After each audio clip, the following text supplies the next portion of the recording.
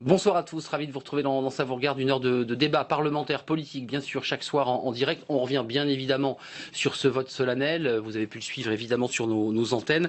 Vote solennel concernant ce projet de loi, je le cite exactement, sur l'état d'urgence et sur la déchéance de nationalité, voté à une majorité des 3/5, on reviendra sur ce chiffre exact. Des débats, vous les avez suivis, qui ont duré 3 jours, des débats qui se sont terminés très tard dans la nuit.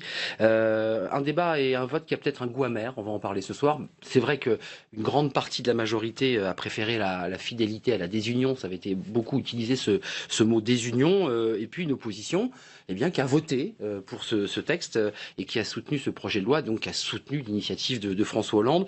Une majorité aux côtés de François Hollande pour ce serment de Versailles, parce qu'il a beaucoup été utilisé, ce serment de Versailles. Est-ce que le président doit crier victoire? Pas forcément, parce que le texte repart au Sénat, évidemment, et là ça va être plus compliqué, parce que Bruno Retailleau a déjà expliqué qu'évidemment il serait retravaillé ce texte. Il reviendra donc à l'Assemblée. Il faudra plusieurs semaines, plusieurs mois pour que ce texte puisse arriver à l'identique, et ça risque d'être compliqué pour arriver au Congrès. Et puis on ne pourra pas évidemment échapper ce soir de parler de ce remaniement que tout le monde attend. C'est vrai que Laurent Fabius va quitter le gouvernement. C'est la seule information concrète que l'on a ce soir, mais on l'annonce pour demain, ce remaniement. Donc il y a évidemment deux étapes importantes. Il y a eu ce vote et puis il y a ce remaniement, et on va essayer d'en savoir un peu plus ce soir avec nos invités. Olivier Faure, bonsoir.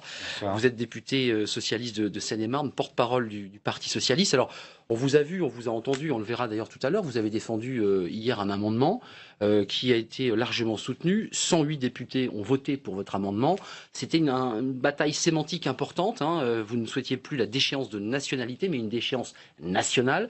Et il a été retoqué avec 145 voix. On en parlera avec vous dans quelques instants. Philippe Vigier, bonsoir. Bonsoir. Vous êtes le président du groupe UDI à l'Assemblée nationale. Alors, le groupe UDI qui a majoritairement voté pour ce texte. 4 députés ont voté contre. On parlera avec vous évidemment du débat.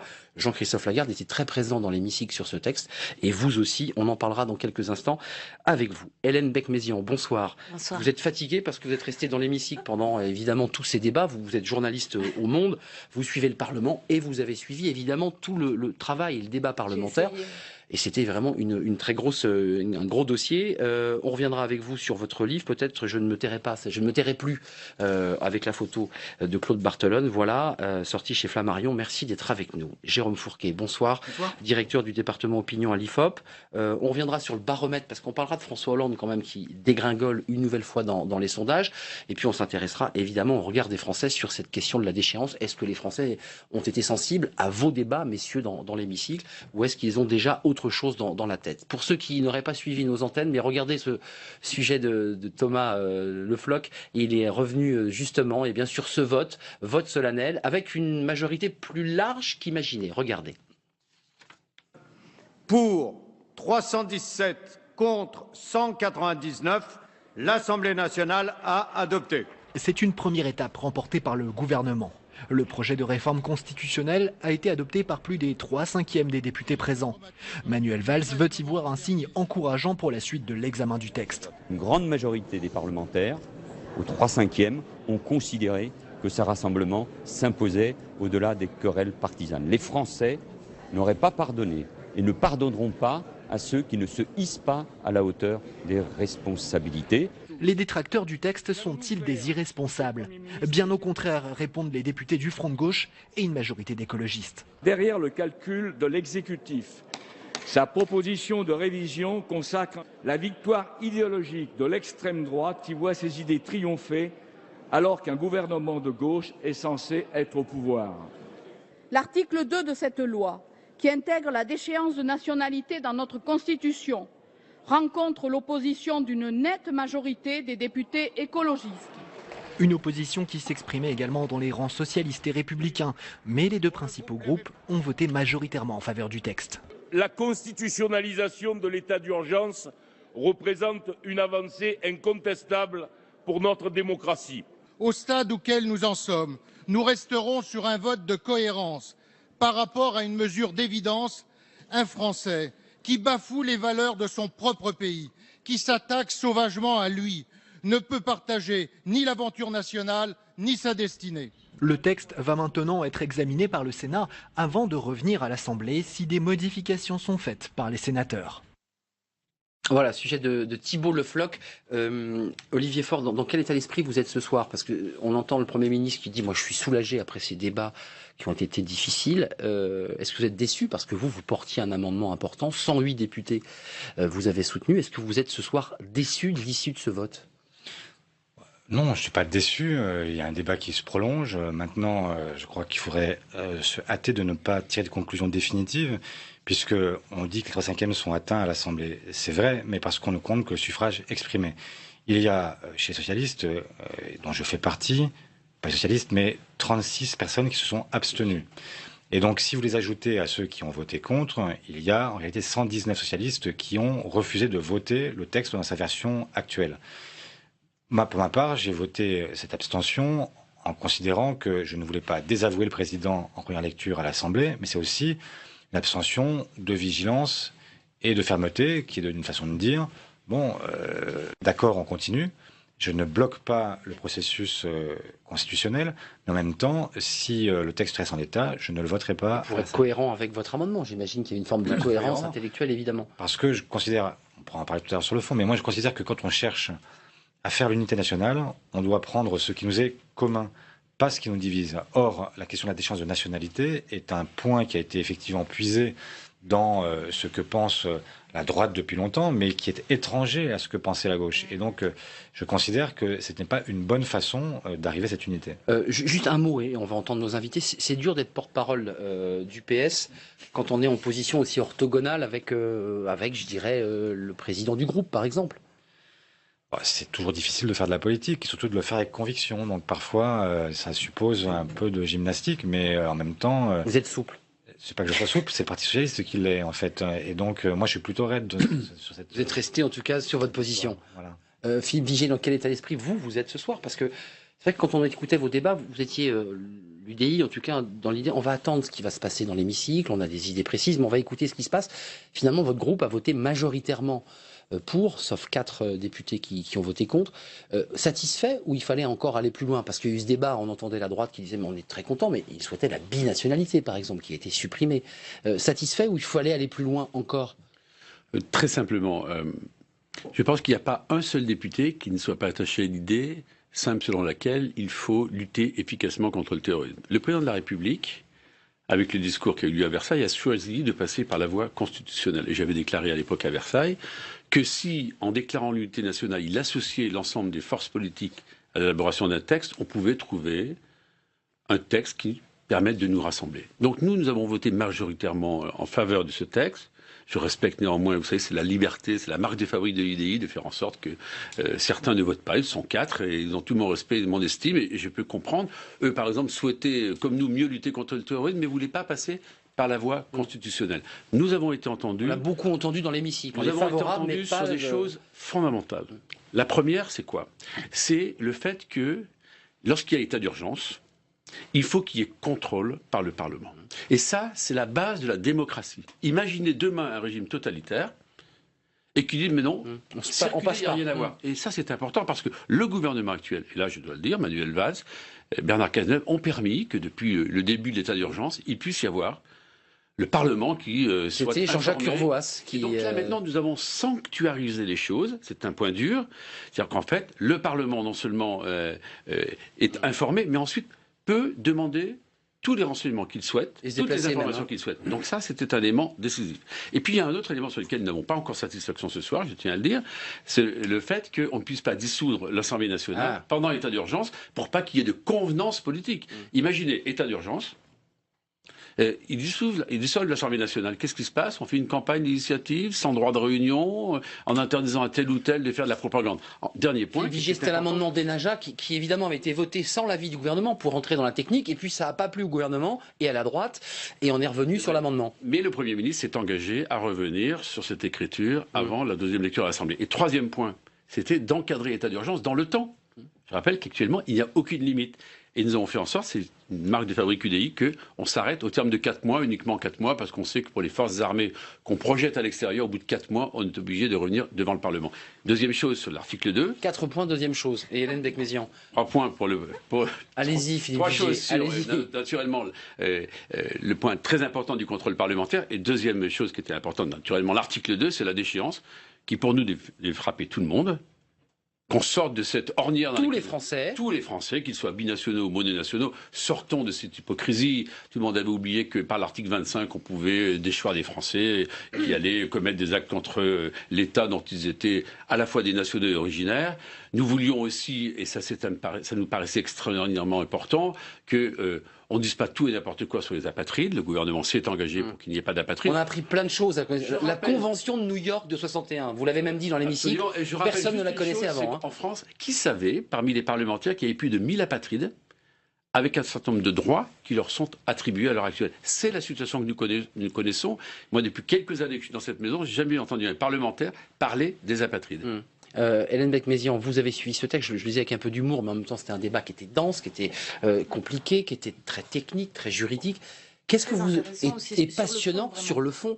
Ce soir, je disais dans le lancement qu'il ne fallait pas tirer comme ça de victoire hâtive, que ça allait être compliqué quand même, parce que c'est vrai que le vote est plus important qu'imaginé, mais ça va être compliqué.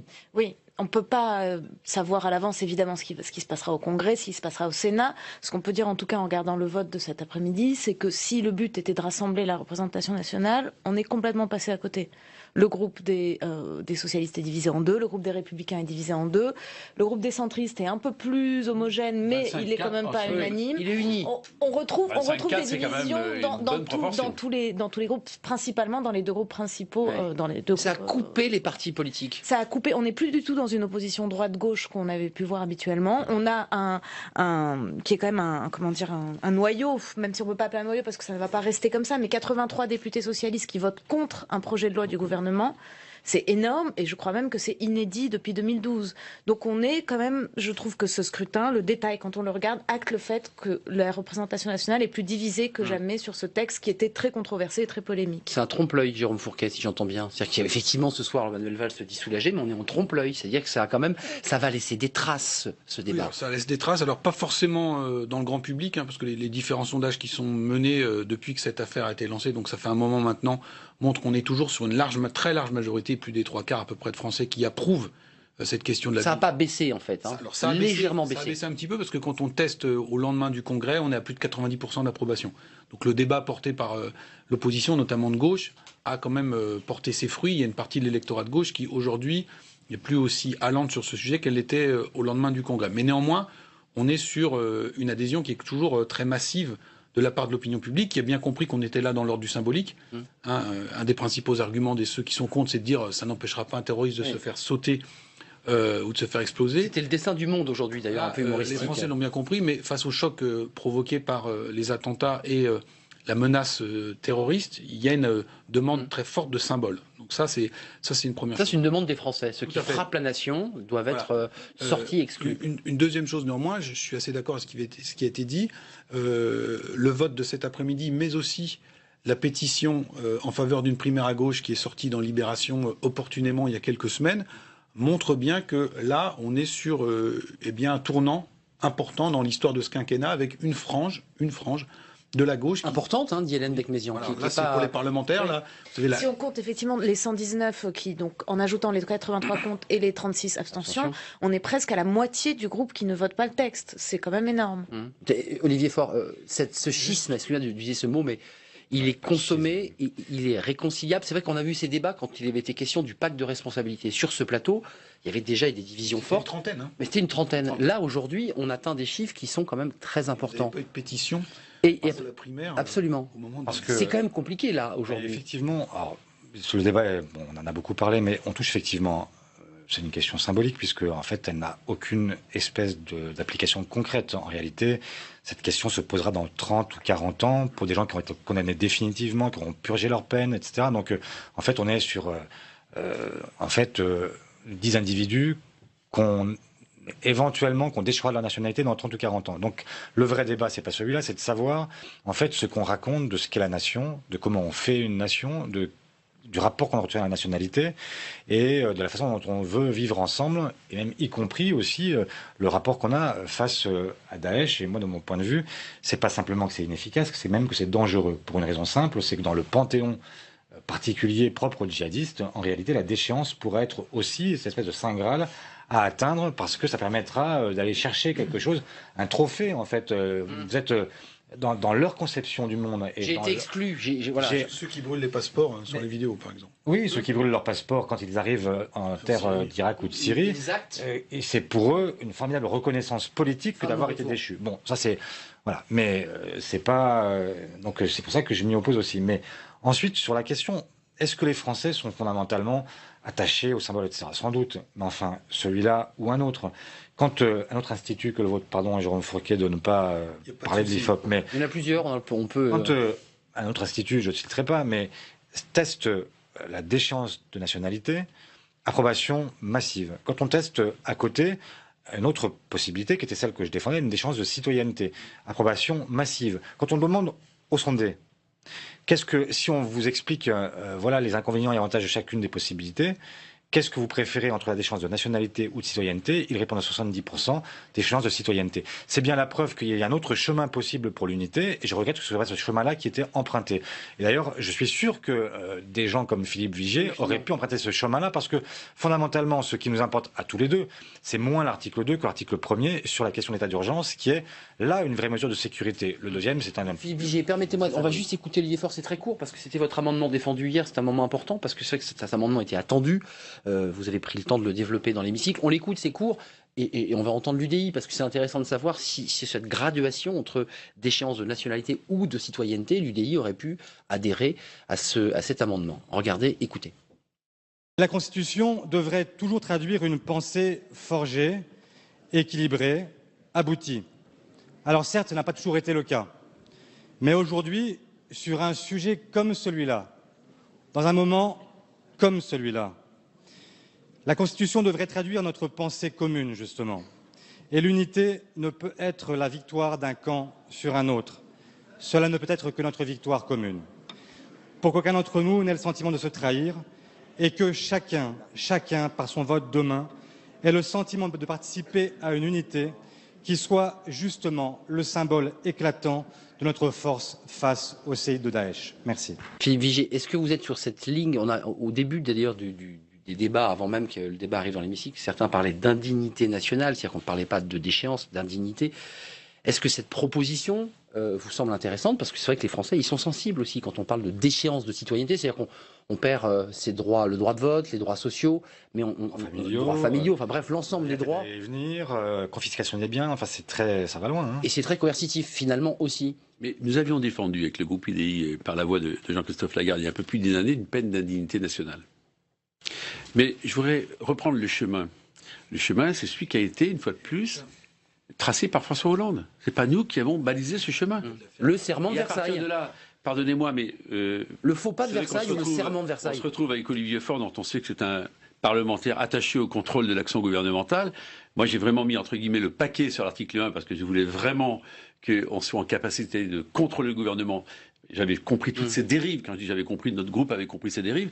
Mais sur la déchéance des nationalités, c'est pour ça que nous n'avons pas voulu ce distinguo avec les binationaux. Et on voulait que tout le monde soit traité de la même façon. Et d'ailleurs, la rédaction gouvernementale, Olivier Faure le sait mieux que moi, pour satisfaire une partie des socialistes, était marqué déchéance de nationalité ou des droits afférents à celle-ci. Pour ceux qui sont condamnés pour actes de terrorisme ou des délits, parce qu'il y a un sujet dans la tête des Français, disons-le. On a fait glisser Jérôme Fourquet, c'est crime vers délit.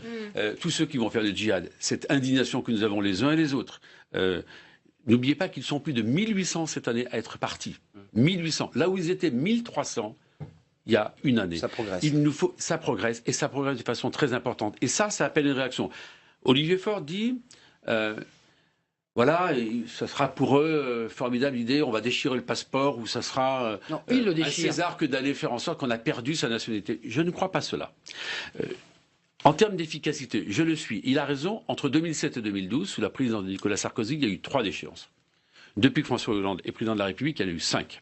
Donc c'est pas en termes d'efficacité, mais je crois à la force du symbole. Est-ce que le drapeau ne réunit pas? Est-ce que la Marseillaise ne réunit pas? Est-ce que des signes d'appartenance à une nation ne réunissent pas? Ces signes, ce sont autant de symboles. Mais il faut marquer quelque part un coup d'arrêt.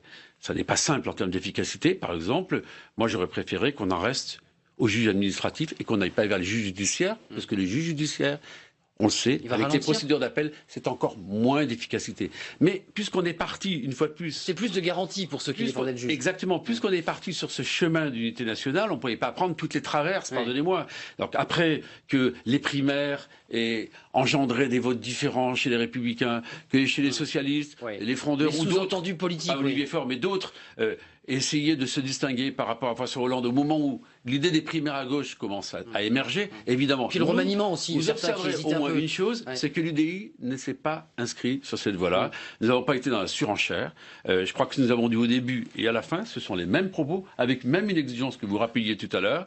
C'est que, et d'ailleurs nous irons encore plus loin sur l'article 1, parce que nous ne laisserons pas cet article 1 tel qu'il a été voté ce soir. Jérôme Fourquet. Il est insuffisant. Et Hélène Becmézian, juste pour revenir sur ce serment de Versailles, pour ceux qui ne s'en souviendraient pas, on se souvient évidemment. Serment de Versailles, c'est quoi? C'est le faux pas de Versailles ou c'est le serment de Versailles? Le serment de Versailles, concrètement, c'est 3 phrases dans le discours qui a été prononcé le 16 novembre à Versailles, qui sont pas claires. Non mais c'est ça aussi, il faut le dire. C'est pour ça que ça a donné lieu quand même à des échanges assez surréalistes dans l'Assemblée, où chacun défendant plus que l'autre le serment de Versailles. Benoît Hamon interprétant comme il l'avait compris le serment de Versailles, Valls lui répondant que non, c'était pas ça. Même au Sénat, on voit que Gérard Larcher et Bruno Retailleau mettent en avant le serment qu'ils veulent à tout prix respecter. Dans ce serment, en le prenant à la lettre, en le prenant à la lettre, il dit exactement François Hollande.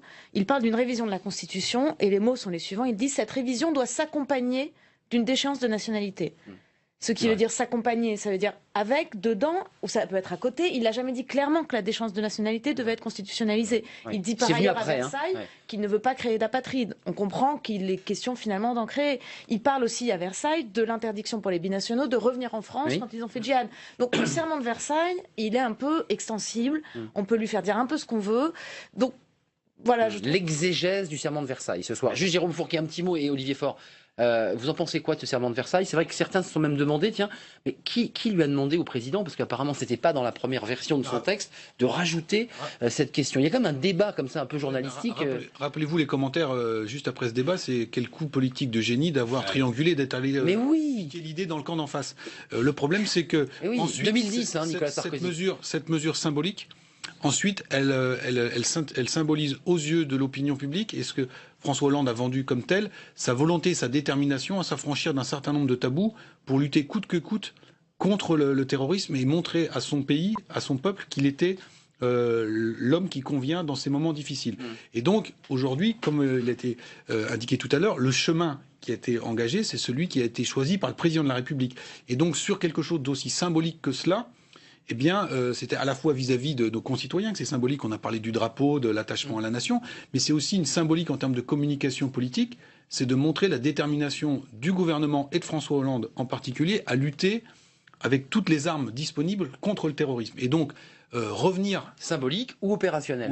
Et revenir sur cet élément-là qui, dans l'arsenal qui a été proposé, n'est que pas forcément ce qui va être le plus efficace, mais en termes d'intérêt médiatique ou d'intérêt politique, c'est là-dessus que l'attention s'est focalisée. Et donc, quelque part, il s'est piégé en prenant cette... C'est pas pour tuer l'émission qu'on fait ce soir qui est passionnante, mais j'ai le sentiment, quand on parle aux Français, pas aux députés qui se sont passionnés pour ce débat, qu'ils ont envie de passer à autre chose, que c'était un peu compliqué, que ça leur est passé un peu au-dessus de la tête. Tout le monde a envie vous aussi, vous avez envie de passer à autre chose. Non, mais juste, je veux dire un mot là-dessus quand même sur le serment de Versailles, parce que...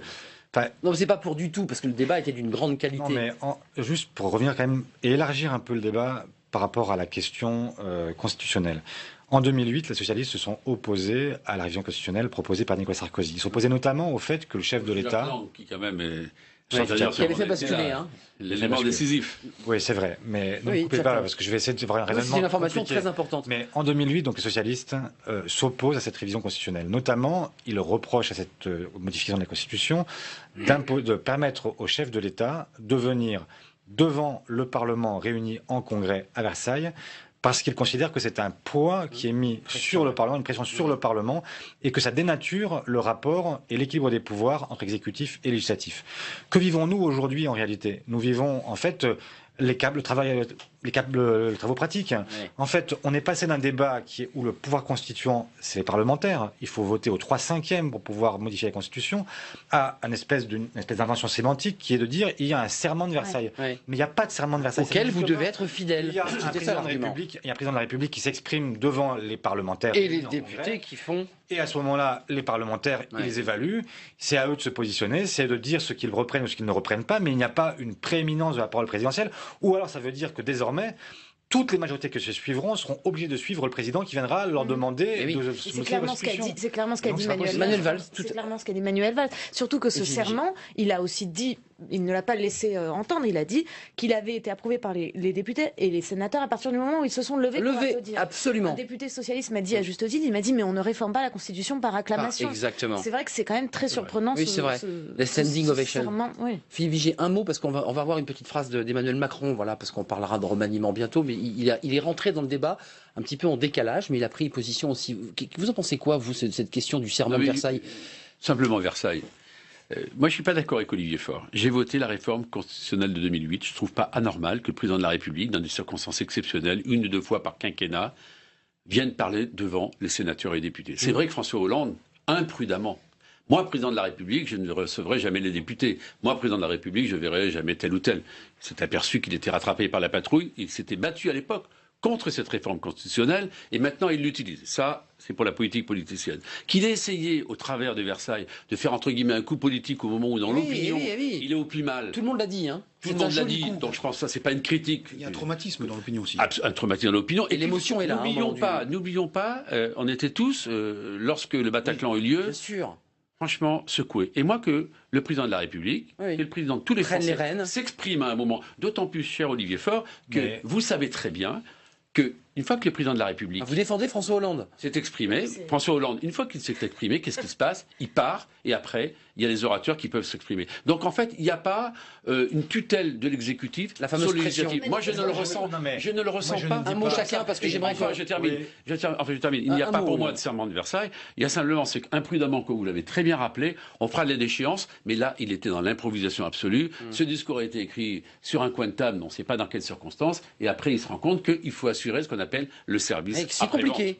Olivier Faure, réponse rapide. On connaît les circonstances, malheureusement, c'était 3 jours après les attentats. L'émotion et la peur. Dans l'émotion, on peut comprendre, y compris que, non pas que dans l'émotion ils l'écrivent, on peut comprendre aussi qu'à ce moment-là, ils disent « Moi, je veux bien mettre en débat tous les sujets, y compris ceux portés par l'opposition. » Et c'est comme ça que moi j'ai compris sur de Versailles. Mais ça ne veut pas dire derrière qu'on reprend à notre propre compte une proposition qui vient de l'opposition. Pas de caporalisme. Moi, je ne suis pas contre le fait que le président parle, et le président, en réalité, demain parlera à 20h devant tous les Français, y compris devant les parlementaires. C'est pas le sujet. Je dis simplement que ce qui n'est pas possible, c'est d'inventer une histoire qui est celle du serment de Versailles. Parce que ça voudrait dire que désormais, dès lors que le président s'exprime à Versailles, il n'y a plus de débat. Il n'y a plus de débat. Et qu'on est obligé de voter avec Attendez, Philippe Vigier, permettez-moi. Non, mais très court, s'il vous plaît. Pardonnez-moi, c'est pas l'opposition des députés socialistes qu'on souhaitait qu'on passe par la réforme constitutionnelle. C'est lui qui a dit cela. Donc, on lui dit, vous avez dit cela, on l'a piégé. Juste Hélène Decmézian, avant de voir des images et la phrase d'Emmanuel Macron, parce que je veux vous la faire lire cette phrase, il y avait eu d'ailleurs des images projetées, une sorte d'opération comme ça, un petit peu coup de poing pendant le débat, on verra les images, mais est-ce que vous qui avez suivi ce débat, est-ce qu'il y a des députés socialistes, moi j'en ai croisé quelques-uns, qui avaient des problèmes de conscience, qui disaient mais je vais être obligé de voter pour, parce que, et en même temps j'ai pas envie. Est-ce qu'il y a eu des pressions? Est-ce que c'était compliqué? Il y a eu des pressions, évidemment, il y a eu des pressions, mais avec encore une fois ce serment. Le fameux serment. Ce serment. Soit fidèle. Soit fidèle, soit loyal au président. Olivier Faure l'a dit lui-même avait voté contre l'article 2 sur la déchéance, mais il s'est abstenu sur l'ensemble du texte par loyauté envers le président pour pas désavouer au moins aussitôt dans le processus le président. Juste une chose, le serment, il faut quand même reconnaître que le gouvernement a accepté quelques modifications par rapport à ce que souhaitait le groupe socialiste, notamment d'enlever la référence à la binationalité. C'est ça aussi qui sème la confusion sur ce serment. Parce qu'on ne comprend pas bien ce serment, on peut donc le modifier dans certains cas quand il y a vraiment une trop grande pression du groupe, mais pas non plus jusqu'à un certain... À géométrie variable. Totalement à géométrie variable, Attendez, regardez la phrase d'Emmanuel Macron, parce que je ne veux pas qu'on se quitte sans parler du remaniement, parce qu'il a eu aussi une incidence dans ces débats dans l'hémicycle, parce que évidemment cette question du remaniement était là. Mais Emmanuel Macron, j'ai à titre personnel, dit-il, un inconfort philosophique avec la place que ce débat a pris, parce que je pense qu'on ne traite pas le mal en l'expulsant de la communauté nationale. Le mal est partout. Déchoir de la nationalité est une solution dans un certain cas, mais à la fin des fins, la responsabilité des gouvernants gouvernement est de prévenir et de punir implacablement le mal et les actes terroristes. Jérôme Fourquet, il y a eu des débats un peu similaires dans l'hémicycle. Je pense à Pouria Mirchahi et quelques autres qui expliquaient, mais attendez, on ne va pas envoyer dans des pays dépotoirs des gens qui, pour certains d'entre eux, ont été élevés dans les écoles de la République et sur lesquels on doit expertiser leur acte. C'est un peu ce que dit Macron. Il est un peu décalé, là, quand même, Emmanuel Macron. C'est quoi? C'est le coup de pied de l'âne? C'est aussi qu'il y a, on l'a vu, vous l'avez rappelé, il y a le serment de Versailles qui arrive 3 jours après les attentats, et puis le discours, Quoi, ça déteint? Le discours solennel, excusez-moi. On ne sait plus trop, discours, serment. Donc tout ça dure depuis 2 mois, et petit à petit, la politique politicienne s'invite dans tout cela, même si c'est des questions éminemment graves.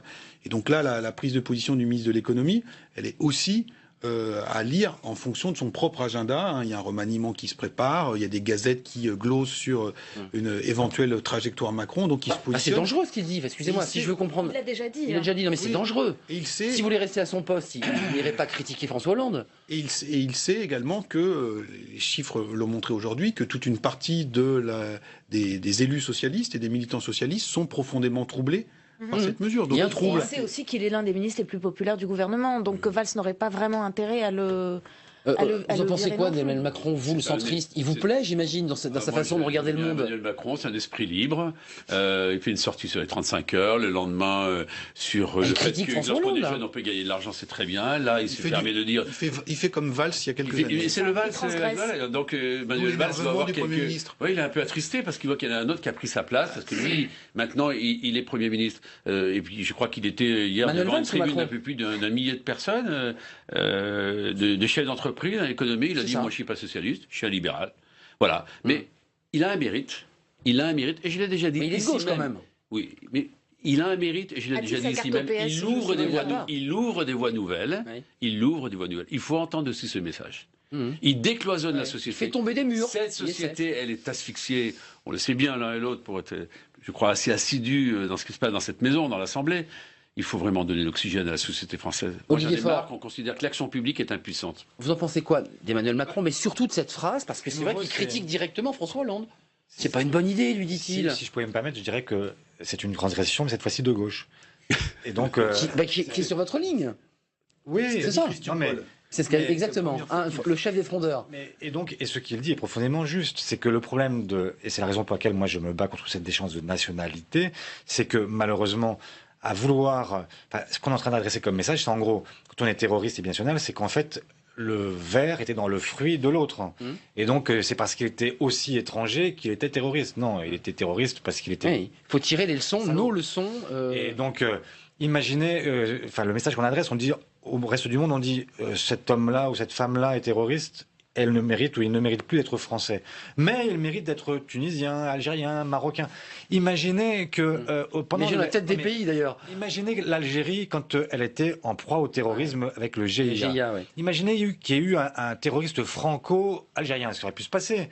Et que l'Algérie est dans sa bonne... nous renvoie. Décidé d'échoir ce terroriste en disant finalement ce type il doit être plus français qu'algérien puisqu'il est terroriste. Jérôme Fourquet pas content, pas d'accord. Qu'est-ce qu'on aurait fait? Allez, Jérôme Fourquet, allez-y. Qu'est-ce qu'on aurait fait? Allez-y. Là-dessus, on a des cas un peu similaires. Imaginez aussi la tête des Français qui apprennent que dans certains petits villages d'Auvergne, on loge des terroristes islamistes algériens qui ont purgé des peines en France et dans le Cantal. Pas expulsables pourquoi? Parce qu'ils sont condamnés à mort dans leur propre pays. Mais parce qu'il y a une clause, parce qu'il y a une. Ils ont des garanties. On a les droits de l'homme. Et donc je pensais. Non, je disais juste, imaginez la tête. Le problème, c'est comment. Ensuite on s'assure de notre sécurité en mettant ces gens en état de nuire sur notre territoire, mais laisser des gens partir, y compris on les laissait partir, et se balader dans la nature. Mais alors qu'on sait très bien que les frontières ne sont pas des frontières totalement étanches. Oui. Dire à quelqu'un, on l'envoie ailleurs, pas de sa trace pour les services secrets, et ensuite le voir revenir avec une ceinture d'explosifs, je ne suis pas sûr qu'on ait gagné beaucoup en sécurité. Donc c'est une mesure qui en réalité n'est ni opérante, ni malheureusement sécurisante. Un mot, Philippe Vigier, rappelons quand même que Jamel Begal, qui était dans le Cantal, a quand même eu des relations autour du stade de foot. On se souvient des photos du Monde avec certains terroristes, des attentats de Kouachi, Hyper Cacher et Charlie.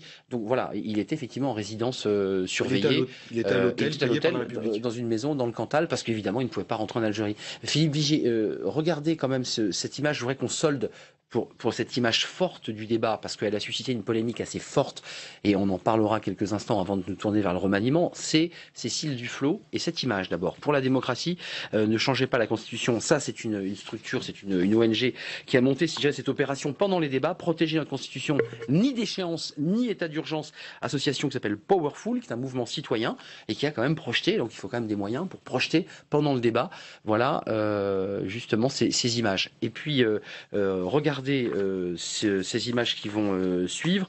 Je ne sais pas ce que je devais vous montrer, mais en tout cas, on va les voir. Cécile Duflot, moment fort, justement sur cette question, alors qui était très sensible sur le plan historique, la relation à Vichy. C'est vrai que tout à l'heure, on l'a entendu, ce texte est un texte d'extrême droite, et Cécile Duflot est allée beaucoup plus loin vendredi. Elle a parlé de Vichy. Les propos ont été un petit peu déformés. Alors écoutez-la, et on va pouvoir juste entendre nos 4 invités sur ce sujet. Notre collègue René Dosière a utilement rappelé en commission que la déchéance de nationalité figurait dans la majorité des constitutions de la Première République. C'est vrai. Mais c'est oublier que le dernier régime à l'avoir massivement utilisé fut le régime de Vichy. Il ne s'agit pas ici de faire des parallèles à Zerdeux. Il s'agit ici, que cela vous plaise ou non, de rappeler un traumatisme de notre histoire, né dans un Parlement composé de parlementaires français. Oui, c'est ce qui nous est arrivé. Il ne s'agit pas ici de ne pas regarder en face qu'à la Libération, s'il vous plaît, ceux qui ont reconstruit notre pays n'ont voulu que la création d'un crime d'indignité nationale et d'une peine associée, préférée à la déchéance. C'est la vérité historique. Voilà, Olivier Faure, un mot ou plusieurs. François de Rugy lui avait demandé d'ailleurs de présenter ses excuses à l'issue de.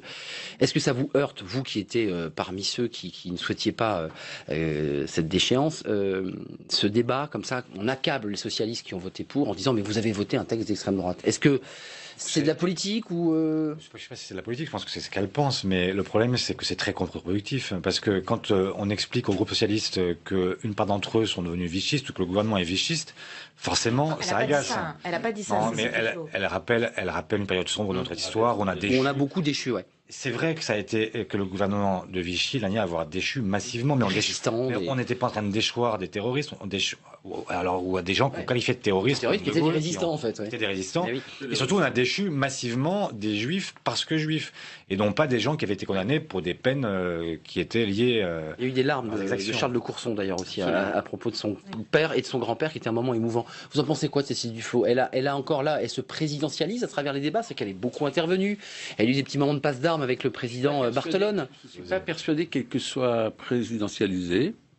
Je pense que quand on fait de la politique, surtout dans les moments difficiles que vit notre pays, avec ce problème de terrorisme, avec les problèmes économiques et sociaux, parce que j'espère qu'on aura l'occasion de dire un mot quand même, parce qu'on ne va pas passer 5 mois sur la déchéance des nationalités et occulter le problème du chômage, parce qu'il y a quand même un sujet là.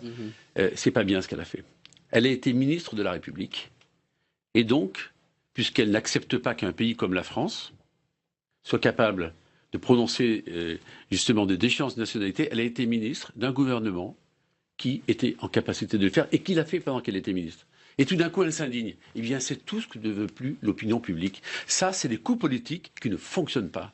La dignité, l'honnêteté, je ne lui en veux pas de ne pas savoir, mais au moins qu'elle se renseigne. Et tout d'un coup, elle se découvre des vertus. C'est comme sur les apatrides. Beaucoup de respect pour Cécile Duflot, mais pourquoi elle ne s'en occupe pas? Elle est allée se renseigner sur les droits et les devoirs de chacun. Pourquoi elle n'est pas... elle a lancé une mission parlementaire là-dessus. Pourquoi elle ne l'a pas fait? Alors que ces gens-là, il y en a un peu plus de 1000 sur le territoire français. Personne ne dit mot sur eux.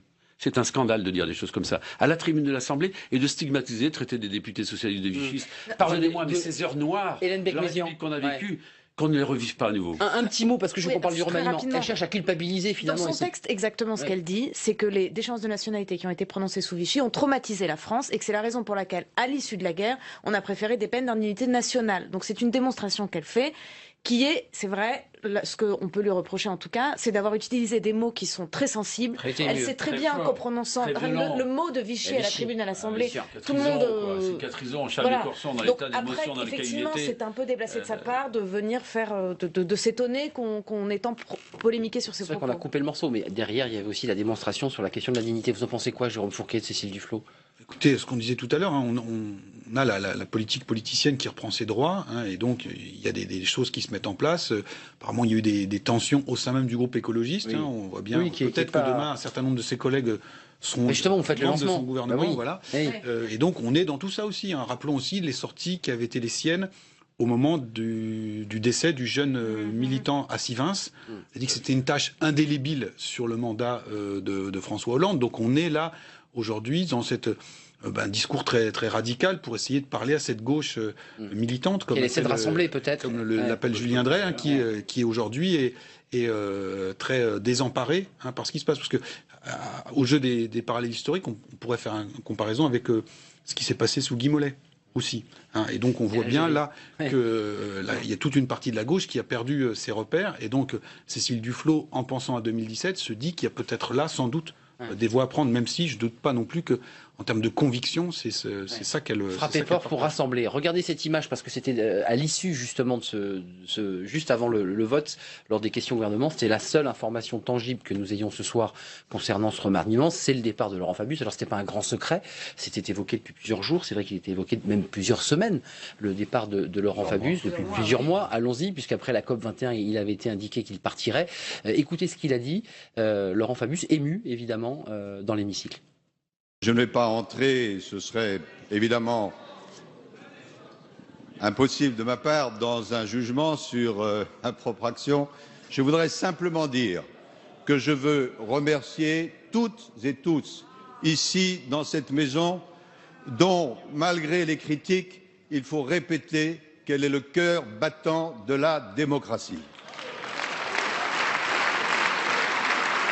Et j'ajouterai, mesdames et messieurs, que sous l'autorité du président de la République et du Premier ministre et sous votre contrôle, j'ai dirigé la diplomatie française avec fierté et je l'ai servie avec bonheur.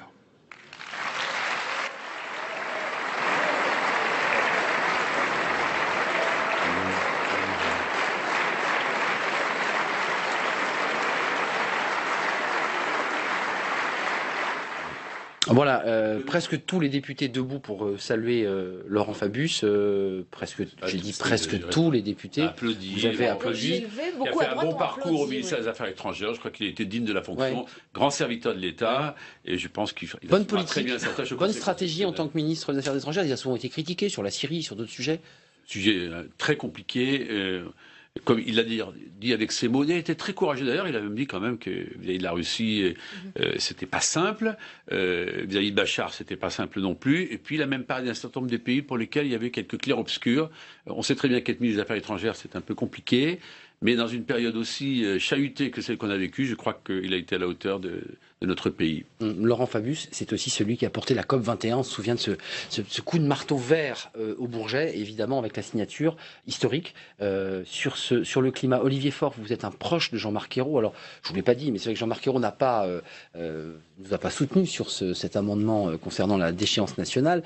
Mais néanmoins, on parle de lui au Quai d'Orsay, parce que certains déjà évoque le nom de Ségolène et on nous dit que Ségolène ne serait pas forcément la bienvenue au Quai d'Orsay. Est-ce que Jean-Marc Ayrault, vous qui en êtes un proche, pourrait être un bon ministre des Affaires étrangères, lui qui a été le Premier ministre de la France? Moi, je suis un proche de tous les socialistes, donc en fait, je trouve qu'il y en a plein qui peuvent remplir la tâche et ça prouve notre richesse.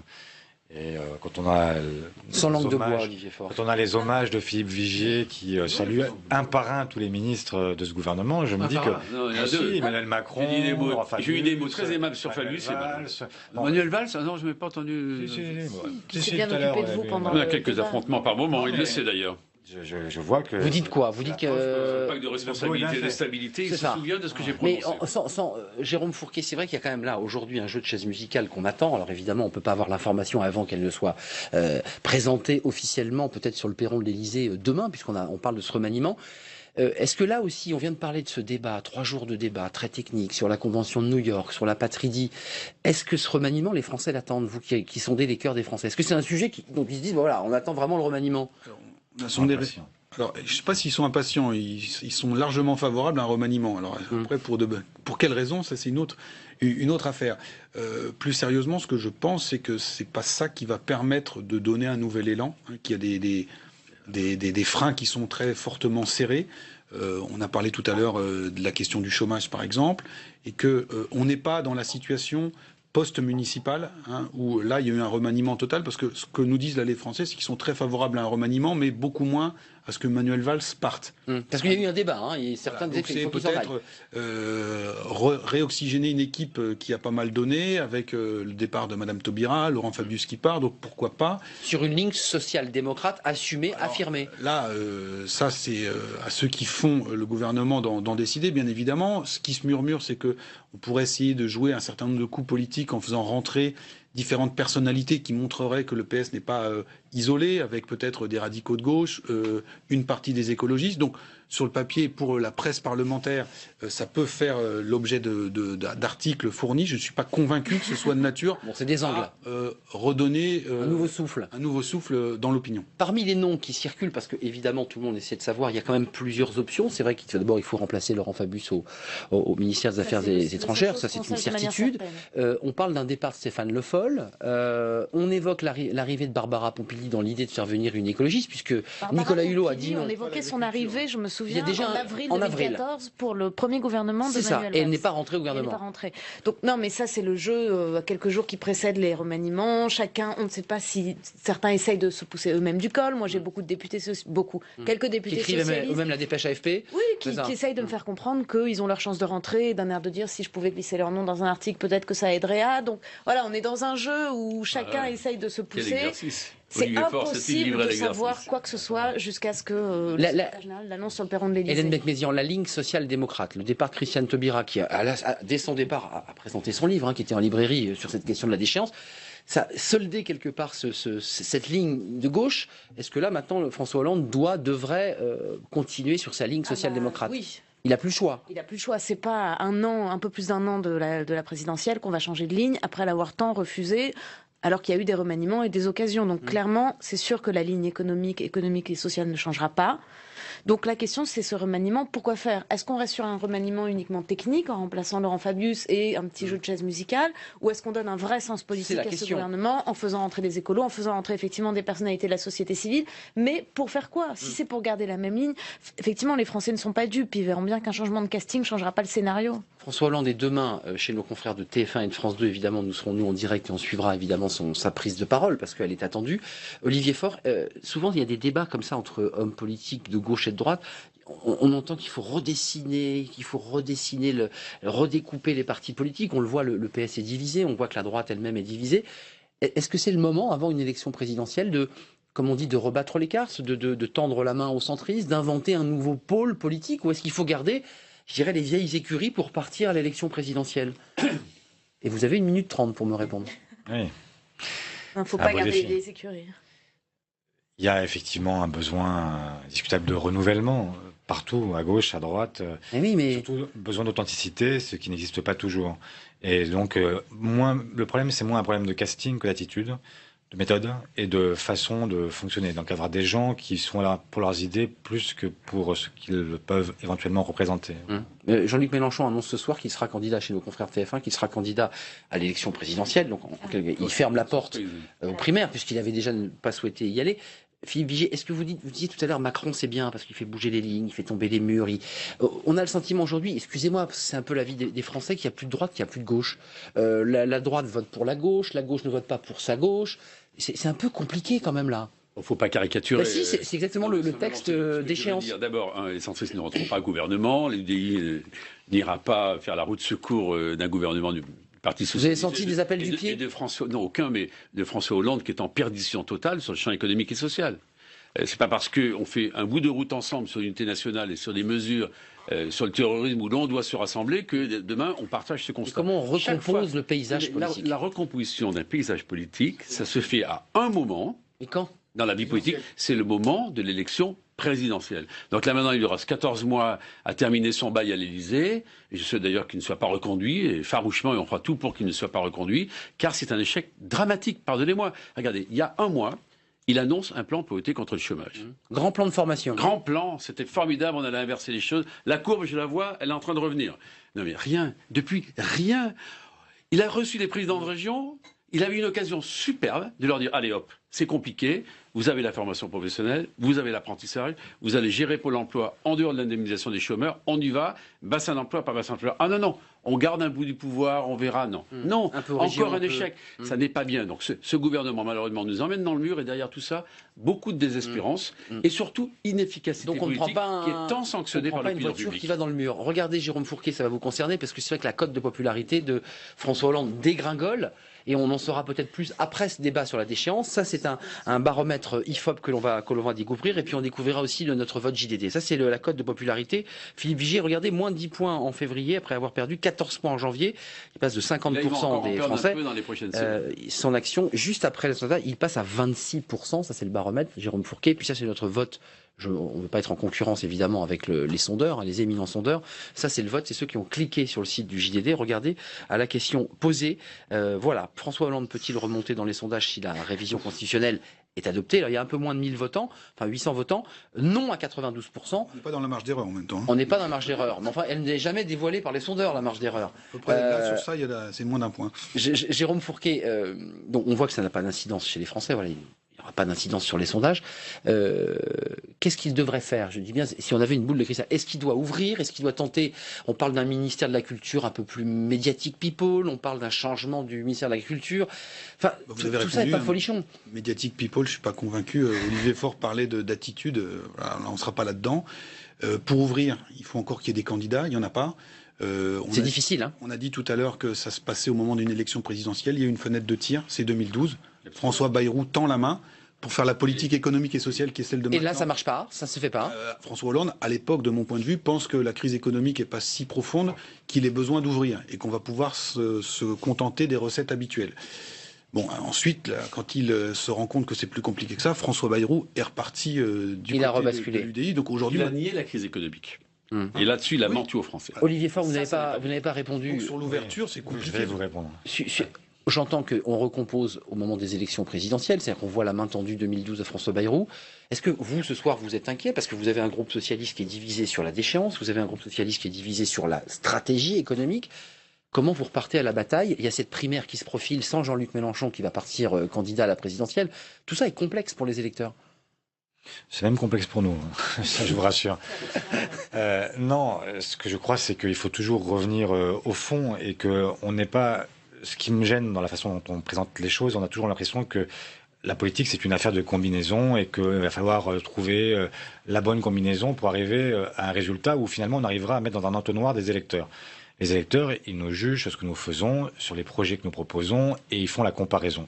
Moi, je ne suis pas un fanatique de cette espèce de triangulation permanente où on ne sait plus qui est la droite, qui est la gauche. Oui, c'est ce qu'on entend. Pour une raison très simple, c'est que je crois au contraire que la démocratie, elle repose sur l'idée qu'il y a des alternatives. Et moi, je trouve sain d'avoir un débat qui peut être à la fois un débat mesuré, un débat normal, pour reprendre une expression consacrée, avec quelqu'un qui ne pense pas comme moi, et en même temps qu'on puisse s'opposer sur des questions de fond, qu'on puisse dire, voilà juste ce sur quoi on est d'accord, et puis à un moment on n'est plus d'accord. Et à partir de là, c'est ce qui fonde nos différences, et c'est ce qui fait que vous allez voter ou pour Philippe Vigier ou pour Olivier Faure. On sent qu'il y a moins de différence sur les sujets économiques entre, par exemple, les centristes de Philippe Vigier et une frange des socialistes, et on sent qu'il y a une très forte rupture au sein de votre groupe entre ceux qui veulent une politique de l'amende, par exemple, et d'autres comme Emmanuel Macron et quelques autres qui veulent de la demande. C'est quand même difficile de vous réconcilier parce que sur le fond, il y a quand même des ruptures profondes. Je ne suis pas aussi catégorique que vous. Je pense que, y compris, on parle de la fronde depuis quelques années maintenant. Oui. La fronde, elle ne repose pas sur une volonté de remettre sans dessus-dessous la politique de François Hollande. Elle repose sur la volonté de réorienter entre 5 et 10 milliards sur les 40 milliards que représentent donc... Et qui n'ont pas créé d'emplois, disent les frondeurs, par ailleurs. Je leur laisse dire ce qu'ils veulent, mais ce que je veux dire simplement, c'est qu'on est sur... une affaire qui ne repose pas sur un différent idéologique profond. Nous sommes tous sociodémocrates. Il n'y a pas d'un côté des sociaux archaïques qui seraient avoués aux gémonies et aux poubelles de l'histoire, et puis les autres qui auraient tout compris. On a des gens qui ont des appréciations différentes, et c'est le dialogue entre nous qui, jusqu'ici, a toujours permis d'avancer. C'est de la pédagogie au sein du groupe. Philippe Vigier, si Emmanuel Macron se présentait à l'élection présidentielle, est-ce qu'il vous intéresserait? Est-ce que ce candidat intéresserait les centristes parce qu'il porte un certain nombre d'idées que vous partagez? J'ai tout lieu de penser qu'il ne le sera pas, donc je ne vais pas me poser des questions que je n'ai pas à me poser. Ça ne l'intéresse pas, vous pensez, de devenir candidat si d'aventure François Hollande... Non, mais il a un statut un peu particulier, il est passé par l'entreprise, comme je disais tout à l'heure, il défriche un peu. Je voudrais juste rebondir sur ce qu'a dit Olivier Faure. Je pense que la crise économique violente et les crises que nous avons vécues depuis 2007-2008 ont fait changer les états d'esprit. Et ce qui était totalement irréconciliable entre gauche et droite sur certains sujets l'est devenu sur quelques points. Mais François Hollande, lui, le drame, c'est ça, c'est qu'il a été élu en 2012 sur un mensonge, sur des promesses archaïques intenables. L'affaire de la retraite en est la plus belle illustration. Il s'est fracassé. La preuve, c'est qu'on a fait une réforme des retraites qui tient debout et qui permet. Mais même au début, on se souvient des primaires, je vais laisser la retraite à 60 ans, les gens ils voient bien. Mais c'est fait. Mais non, mais la retraite n'est pas à 60 ans. 500 000 personnes qui ont bénéficié de cette retraite à 60 ans pour les gens. Pour ceux qui ont des carrières longues. Mais ils sont très peu nombreux, les Français voient bien qu'on leur a menti. 500 000. Mais Olivier Faure, ils voient bien que leur niveau de retraite. Par exemple, Philippe, on vous réinvite pour parler des retraites. Absolument, c'est un sujet que j'aime beaucoup, sur lequel j'ai travaillé. Quand ils voient bien que leur petite retraite a même baissé, ce qu'on n'avait jamais fait auparavant. Donc, en revanche, ce dont je suis certain, c'est que pour faire évoluer le pays, il y a beaucoup de mesures sur lesquelles, rappelez-vous, 2 Français sur 3, c'était Giscard qui l'avait écrit il y a bien longtemps, il y a beaucoup de mesures sur lesquelles, je crois, Olivier Faure et moi, qu'on pourrait être d'accord. Oui, bien sûr. Merci. Ça ne me choque pas de le dire. Merci Olivier Faure. Il y a aussi des points sur lesquels on diverge et c'est normal. Et François Hollande est parti sur un mauvais pied et malheureusement, il est enlisé. On vous réinvitera sur ces débats économiques évidemment clivants, les heures supplémentaires, la retraite. Merci Olivier Faure, porte-parole du Parti Socialiste. Merci d'être venu sur ce plateau. Merci à Jérôme Fourquet, directeur adjoint à l'IFOP, Opinion IFOP. Merci à Philippe Vigier, président du groupe UDI. Et merci à Hélène Becmézian, journaliste au quotidien Le Monde, en charge notamment des questions ici au Parlement. Merci de nous avoir suivis, merci de votre fidélité. On se retrouve demain avec le remaniement. Oui, on parlera du remaniement et on en saura bien entendu un petit peu plus sur la nouvelle équipe qui sera aux côtés de Manuel Valls. Merci, à demain, bonne soirée.